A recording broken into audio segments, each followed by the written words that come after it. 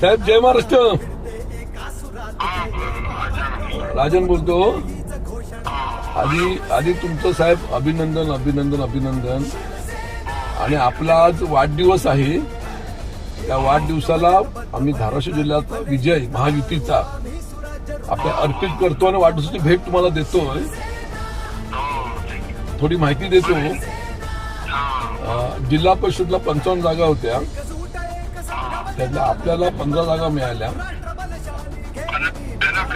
शिवसेनेला 15, बीजेपीला 18, अजितदादा राष्ट्रवादीला 6, अशा 39 जागा मिळाल्या 55 पैकी आपल्याला.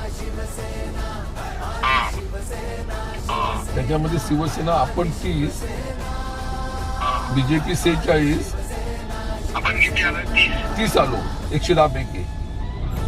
बीजेपी 46, राष्ट्रवादी अजितदादा 9 आल्या.